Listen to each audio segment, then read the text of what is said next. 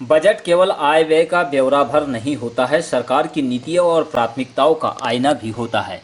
छत्तीसगढ़ में कांग्रेस ने 15 साल बाद सत्ता में वापसी की है। जनता ने चाउर वाले बाबा के नाम से मशहूर भ्रष्टाचारी और दमनकारी रमन सिंह की जगह भूपेश बघेल को अपना सीएम बनाकर स्थापित किया है। लेकिन छत्तीसगढ़ में नेता बदल गए, नीतियाँ वही पुरानी हैं। 2.5 दशक पहले की उदारीकरण नीति को भूपेश बघेल ने बदलने में कोई कदम नहीं उठाया है। और जब नीतियां नहीं बदली तो आम जनता की नियति कैसे बदलेगी, ये सवाल आज फिर से जनता के सामने है। हम यह बात इसलिए आप लोगों तक पहुंचाने का प्रयास कर रहे हैं क्योंकि हाल ही में जारी छत्तीसगढ़ बजट में भाजपा के समतुल्य कोई परिवर्तन नहीं दिखाई दे रहा है। आपको बता दें कि 90,910 करोड़ रुपए के कुल बजट में से 21,597 करोड़ रुपए कृषि व अन्य संबंधित क्षेत्र के लिए आवंटित किए गए हैं, जिसमें 1,000 करोड़ कर्ज माफी का है। यदि इस राशि को अलग कर दे तो कृषि संबंधित कार्यों के लिए पिछले बजट से भी कम राशि होगी। इससे स्पष्ट है कि यह बजट कृषि और किसान केंद्रित होने का केवल दिखावा करता है। अब बात करते हैं शिक्षा और स्वास्थ्य की। यह क्षेत्र भाजपा काल से ही निजीकरण का शिकार है। शिक्षा के निजीकरण ने गरीब तबकों के बच्चों के लिए गुणवत्तापूर्ण उच्च शिक्षा पाना दूभर कर दिया है। भाजपा ने जहां अपने कार्यकाल में आउटसोर्सिंग के जरिए इस क्षेत्र के निजीकरण को एक नई ऊंचाई दी, वहीं कांग्रेस ने भी इस क्षेत्र के लिए कोई खास कदम नहीं उठाया है। 300 करोड़ रुपए हेल्थ केयर के लिए जरूर देने की बात कही, लेकिन यह भविष्य की गर्त में है। भाजपा कांग्रेस की ऐसी नीतियों के कारण ही छत्तीसगढ़िया गरीबी की दलदल में फंसने को मजबूर है। अब बात करते हैं छत्तीसगढ़ की 45% दलित आदिवासी आबादी के लिए किए गए आवंटन की। इस समुदाय की उपयोजना के लिए पिछले वर्ष 20,465 करोड़ रुपए आवंटित किए गए थे।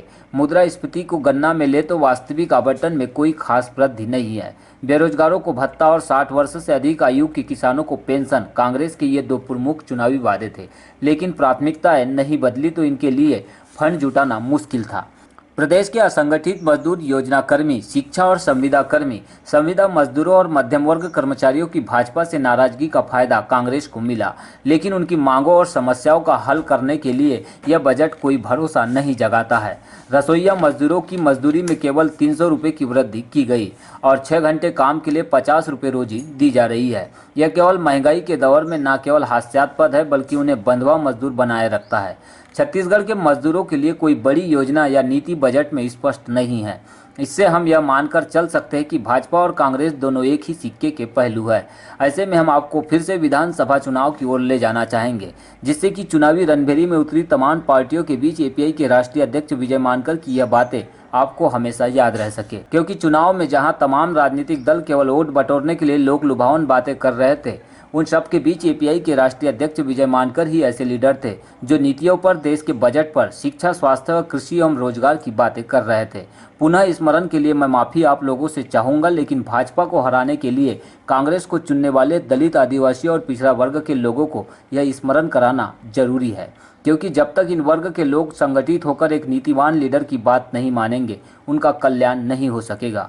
क्योंकि लोक कल्याण और मानव उत्थान की नीतियों पर काम करने वाले बहुत कम लीडर आपको इस देश में दिखाई देंगे। कृषि क्षेत्र में ये जो आपके है ना राजनांदगांव वाले कौन टिकम किसान नेता, उनके लिए कह रहा हूं, टिकम जी को अकल थोड़ा जगह पे लाओ, मेरी बात को समझो अच्छे से। अभी आपका किसान आंदोलन पूरा नहीं है, टिकम जी को कह रहा हूं मैं। और ये बात मैं अभी आपको क्लियरली बोल रहा हूं ओपनली कि आपकी किसान नीति अधूरी है। टिकम जी को कह रहा हूं, अम्बेडकराइट पार्टी ऑफ इंडिया से ज्यादा अच्छी किसानों की नीति किसी के पास नहीं है। मेरा मैसेज पहुंचाओ टिकम जी के पास में। और अभी जो मैं कह रहा हूं उसको ध्यान से सुनिए कि छत्तीसगढ़ में स्वामीनाथन कमीशन की रिपोर्ट का जो राज्य का जो पार्ट है, वो राज्य का जो पार्ट है उसको अम्बेडकराइट पार्टी ऑफ इंडिया पूरे तरह से लागू करेगी, जिससे कृषि एक उद्योग बने और उस उद्योग का फायदा सबसे ज्यादा किसानों को हो, और जो हमारा ग्रामीण अंचल है, जो गांव का क्षेत्र है, उसमें रोजगार क्रिएट हो, किसान को उसकी फसल का जो है वो फायदा हो, भारत के अंदर छत्तीसगढ़ में प्रोडक्शन बढ़े और वो जो है कृषि एक एग्रीकल्चर हो। ये पहला पार्ट जो है एपीआई इस नीति को लागू करेगी। दूसरा, छत्तीसगढ़ के जितने भूमिहीन लोग हैं, वो भूमिहीन लोगों को 5 एकड़ यानी 2 हेक्टेयर जमीन, अम्बेडकराइट पार्टी ऑफ इंडिया की गवर्नमेंट यदि बनती है तो 5 एकड़ यानी 2 हेक्टेयर जमीन जो है एपीआई की गवर्नमेंट उन्हें देगी। और यदि जमीन अवेलेबल नहीं है तो सीलिंग्स लॉक से निकाल कर देगी।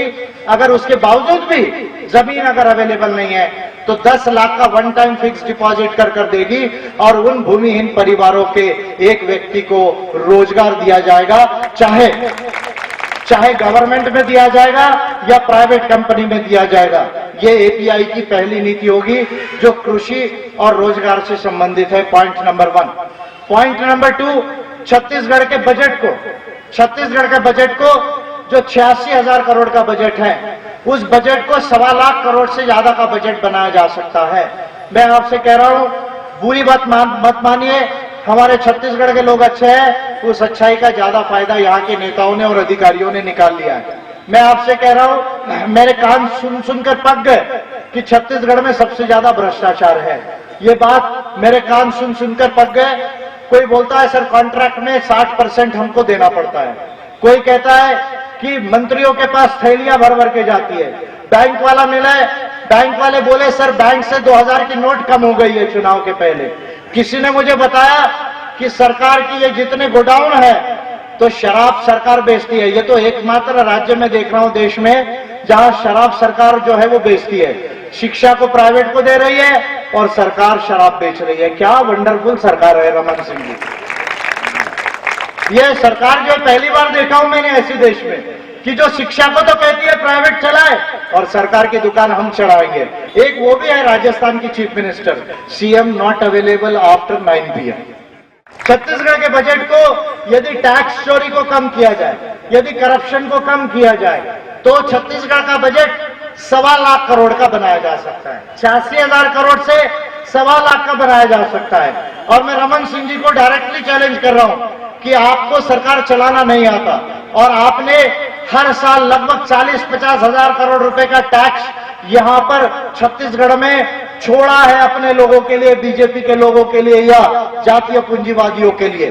तो इसलिए एपीआई की सरकार यदि आती है तो 1.25 लाख करोड़ का बजट बनेगा और उस 1.25 लाख करोड़ के बजट में 30% से ज्यादा बजट SC/ST के लिए रिजर्व किया जाएगा और 30% से ज्यादा बजट ओबीसी के लिए और माइनॉरिटीज के लिए रिजर्व किया जाएगा।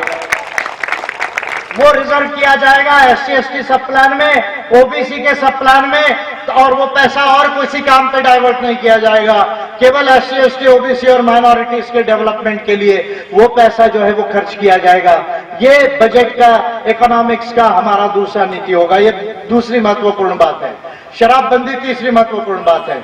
24/7 पुलिस कर्मियों के परिवारों को हम जो छुट्टी और प्रॉपर स्वास्थ्य का ध्यान देंगे, ये चौथी महत्वपूर्ण बात है। पांचवी बात, मैं सर्टिफिकेट की बात ऑलरेडी बोल दिया है कि आरक्षण, बैकलॉग और सर्टिफिकेट की समस्या को जो है, कास्ट सर्टिफिकेट की समस्या को एपीआई की सरकार हल करेगी। और ओबीसी के साथियों को यह कहना चाहता हूं कि रमन सिंह ने खुद स्टडी किया, 14% से 27% होना चाहिए, ये कमेटी का रिपोर्ट भी था, लेकिन रमन सिंह ने अपने रहते रहते 27% आरक्षण ओबीसी का नहीं किया। लेकिन मैं ओबीसी के साथियों को छत्तीसगढ़ में कहना चाहता हूं कि एपीआई की सरकार यदि बनेगी तो मैं ओबीसी का रिजर्वेशन 27% नहीं 40% करूंगा।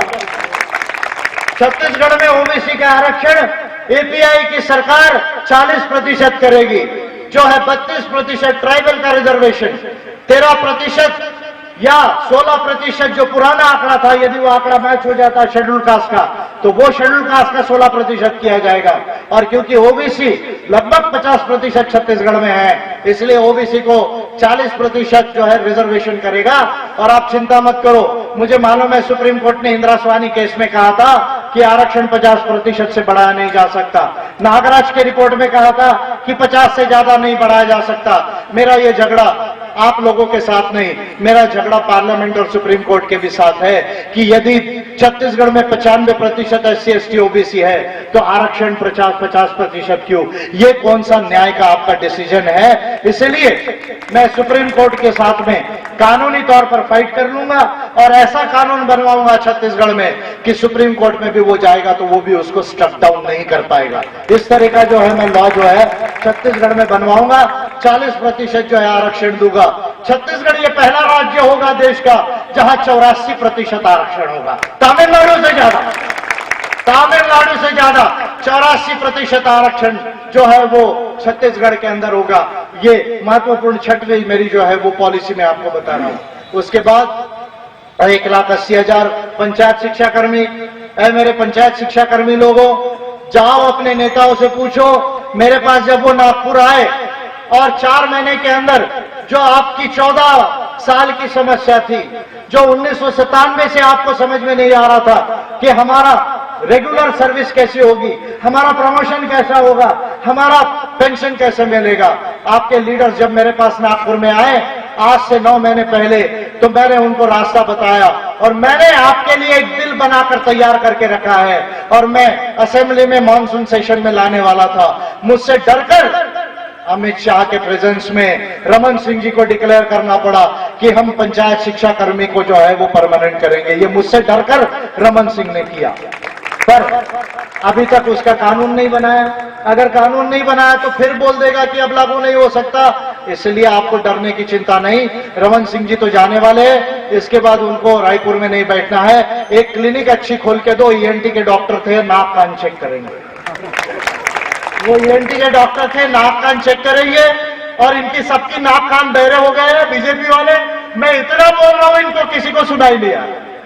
विजय मानकर इतना बोल रहा है, इनको सुनाई नहीं आ रहा है। तो सही में मोदी जी से लेकर सारे बीजेपी के लोगों का कान जो है वो खराब हो गया है, आंखें खराब हो गई है। रमन सिंह जी, अभी आपकी जरूरत जो है वो रायपुर में नहीं है। एक अच्छी से जो है वो क्लिनिक लगाओ, चाहे राजनांदगांव में लगाओ, चाहे दिल्ली में लगाओ, और सारे बीजेपी के लोगों के विशेषतः कान और आंख चेक करो कि एपीआई इतना इनको बोल रही है, इनको समझ में क्यों नहीं आ रहा। तो इसलिए मैं 1,80,000 पंचायत शिक्षा कर्मी के लोगों से ये कहना चाह रहा हूं कि आपको डरने की जरूरत नहीं। एपीआई की सरकार आती है तो एक विशेष लॉ बना के आपको परमानेंट किया जाएगा, रेगुलराइज किया जाएगा, आपको प्रमोट किया जाएगा, एक कैडर बनाया जाएगा और आपको पेंशन भी जो है वो सुनिश्चित की जाएगी। ये मेरा वादा है पंचायत शिक्षा कर्मियों के साथ में। उसके साथ मेरे पास में नर्सेस लोग आई, स्वास्थ्य शिक्षा कर्मी के लोग आए, उनकी भी समस्या है, उनकी भी इसी तरह की समस्या है। उनको परमानेंट नहीं किया गया, उनको प्रमोशन नहीं, उनको पेंशन नहीं। उनके लिए भी जो एपीआई सरकार ने अपनी नीति अभी वचन में डिक्लेयर कर दिया है कि हमारी सरकार आएगी तो हम इनको भी परमानेंट करेंगे, स्वास्थ्य शिक्षा कर्मी को। ये बात मैं आप लोगों को अभी वचन दे रहा हूं। इसके बाद छत्तीसगढ़ में संविदा के बहुत सारे कर्मचारी हैं, कॉन्ट्रैक्ट सिस्टम में बहुत सारे कर्मचारी हैं, 10-10, 15-15 सालों से काम कर रहे हैं। जॉब परमानेंट है लेकिन उनको टेम्पररी रखा गया है। तो छत्तीसगढ़ में जितने भी संविदा के जो है कर्मचारी है, जिनको 3 साल से ज्यादा हो गया और अगर वो पोस्ट परमानेंट किस्म की पोस्ट है, तो ऐसे तमाम संविदा के कर्मचारियों को परमानेंट किया जाएगा। छत्तीसगढ़ के अंदर में संविदा के कर्मचारियों को परमानेंट किया जाएगा। ये मैं आपसे कह रहा हूं। छत्तीसगढ़ ये भारत का पहला राज्य होगा जो साइंस एंड टेक्नोलॉजी स्टेट होगा। ये पहला राज्य होगा जो विज्ञान और प्रौद्योगिकी के रास्ते से जो है वो डेवलप होगा। एपीआई की सरकार छत्तीसगढ़ को साइंस एंड टेक्नोलॉजी का जो है वो स्टेट बनाएगी। ये मैं आप लोगों को अभी वचन देता हूं। और इसके साथ जितनी प्राइवेट इंडस्ट्री है, तो प्राइवेट इंडस्ट्री का अच्छे से उद्योगों का डेवलपमेंट किया जाएगा। लेकिन अभी ये जो उद्योग वाले हैं, जिंदल है, अंबानी है, कौन मित्तल है, टाटा है, क्या है नहीं मालूम। एक दिन मैंने रायगढ़ में कहा था, शायद ये प्राइवेट सेक्टर के लोगों को ये एबिस फेबिस जो है, इन लोगों को समझ में नहीं आ रहा है। मैंने एक बार कहा था रायगढ़ में, आप ये जो गलत काम कर रहे हो, आदिवासी की जमीन छीन रहे हो, ओबीसी की जमीन छीन रहे हो, उनको मार्केट रेट से मुआवजा नहीं दे रहे हो, उनको मैनेजमेंट में नौकरी नहीं दे रहे हो, और ये कह रहे हो कि हम छत्तीसगढ़ में जमीन तो ले लेंगे, हम खनिज संपदा तो ले लेंगे, लेकिन आपको इसका मुआवजा नहीं देंगे, आपको नौकरी भी नहीं देंगे। तो मैंने रायगढ़ में वार्न किया था, याद रखना, आपका पाला राहुल गांधी से नहीं और नरेंद्र मोदी से भी नहीं है। एक से याद रखना प्राइवेट सेक्टर के लोगों कि मैं आपकी कंपनियां बंद करा दूंगा अगर ऐसा काम आपने किया। मैं आपकी कंपनियां बंद करा दूंगा। फिर मैं बोल रहा हूं, और मेरी ताकत को यदि देखना है तो 22 सितंबर को क्या हुआ ये देख लो कि प्रधानमंत्री को ऑर्डर देना पड़ा कि प्राइवेट सेक्टर के अंदर में अफर्मेटिव एक्शन SC/ST को जो है लागू करो। 22 तारीख को जो प्रधानमंत्री कार्यालय ने किया, अगर आप मेरी पिटीशन उठाकर देख लो 15 सितंबर 2016 की और 5 सितंबर 2018 की, और मैंने जो केंद्रीय सचिवालय से, सेंट्रल सेक्रेटेरिएट से जो प्रधानमंत्री कार्यालय और भारत सरकार के मंत्रियों को डांट लगाई और सीआईआई फिक्की एसोचैम के लोगों को भी डांट लगाई, उस डांट का और मेरी पिटीशन का यह नतीजा हुआ कि नरेंद्र मोदी को खुद कहना पड़ा कि मीटिंग लगाओ और अभी के अभी SC/ST का प्राइवेट सेक्टर में आरक्षण की शुरुआत करो। तो इसलिए छत्तीसगढ़ के अंदर अब ये नहीं चलेगा। आपकी जितनी बड़ी बड़ी कंपनी है, मैं जानता हूं कि आप छत्तीसगढ़ के लोगों को लेबर में लेते हो, उनसे जो है मोल मजदूरी का काम करवाते हो और मैनेजमेंट के अंदर बिहार से लाते हो, बंगाल से लाते हो, आंध्र से लाते हो, तमिलनाडु से लाते हो, गुजरात से लाते हो। अब ये नहीं चलेगा। अब API की सरकार यदि आती है तो छत्तीसगढ़ की हर इंडस्ट्री में टॉप से लेकर बॉटम तक 80% केवल छत्तीसगढ़ के लोगों का एम्प्लॉयमेंट, केवल छत्तीसगढ़ के लोगों का एम्प्लॉयमेंट होगा। और उसमें भी विशेषता SC/ST OBC और माइनॉरिटीज के लोगों को एम्प्लॉयमेंट किया जाएगा। ये API की गवर्नमेंट की अफर्मेटिव एक्शन की पॉलिसी होगी। इसके साथ छत्तीसगढ़ में, क्योंकि छत्तीसगढ़ आदिवासियों का राज्य है, 5वीं अनुसूची, 6वीं अनुसूची, यहां बहुत बड़े पैमाने पर 5वीं अनुसूची की लैंड है, तो छत्तीसगढ़ में 5वीं अनुसूची, PESA law, forest rights act, DMF, tribal sub plan, ये पांचों चीजों का पूरी तरह से इंप्लीमेंट किया जाएगा। और महत्वपूर्ण बात मैं आदिवासी समाज के लोगों से कहना चाहता हूं कि आज भारत के इतिहास में मैं पहला लीडर हूं जिसने सबसे बड़ा एक काम किया है। क्या काम किया है? आज तक भारत के हिस्ट्री में कभी भी जो काम नहीं हुआ वो काम मैंने किया है। क्या काम किया है? एक MP ना होते हुए, एक संसद ना होते हुए, मैंने संसद को 2 जो है बड़े महत्वपूर्ण बिल बनाकर दिए। कौन से 2 बड़े महत्वपूर्ण बिल बनाकर दिए? कि आदिवासी जो इस देश का मूल निवासी है, जो जल जमीन जंगल का मालिक है, लेकिन आज वो एक्चुअल में मालिक नहीं है, उसको कैसे मालिक बनाया जा सकता है।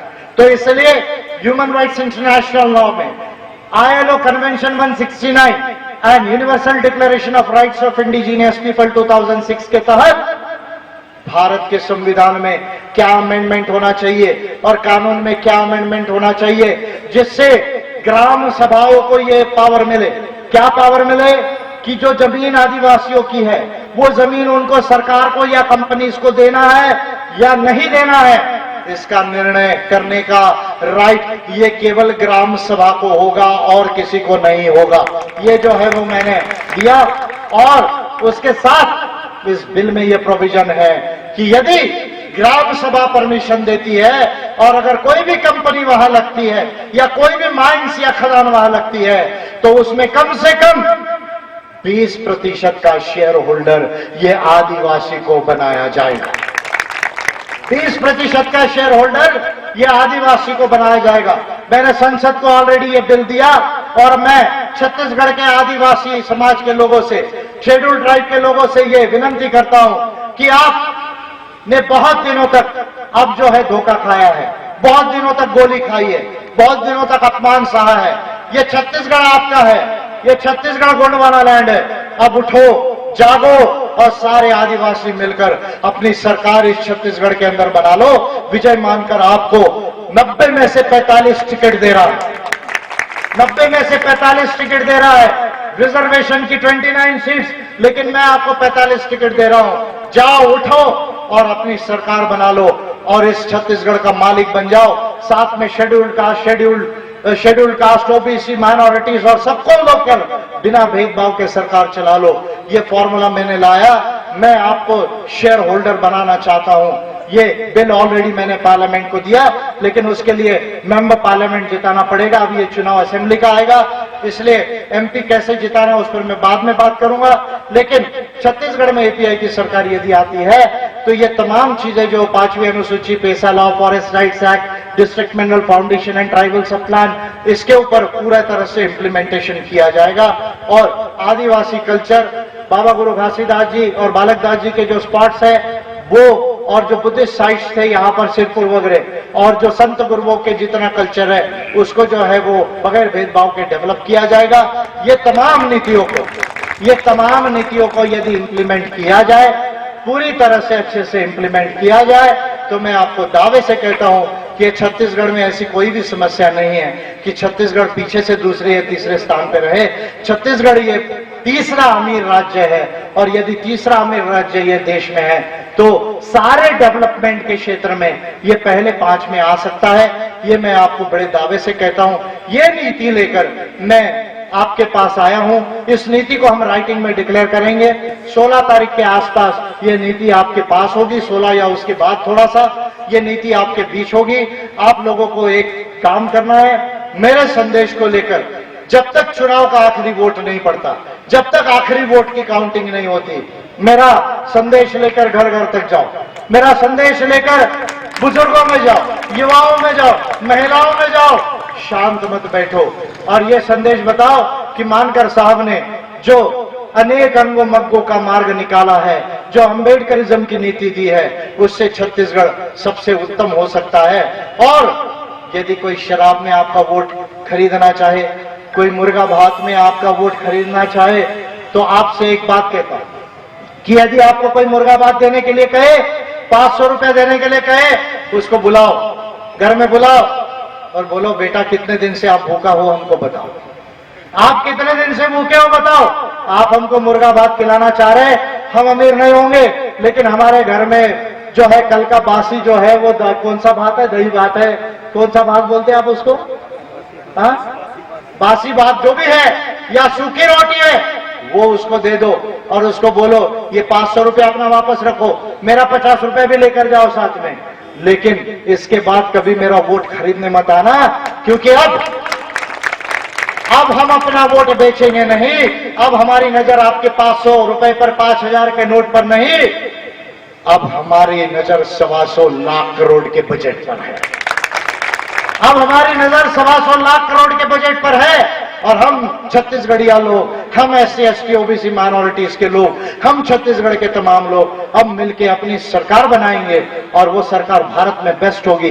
ये हम चलाकर दिखाएंगे। ये स्वाभिमान जिस समय आप में जागेगा तब जाके छत्तीसगढ़िया सबसे बढ़िया होगा, तब जाके छत्तीसगढ़िया सबसे बढ़िया होगा। अदरवाइज आप बोलते रहोगे छत्तीसगढ़िया सबसे बढ़िया और छत्तीसगढ़िया सबसे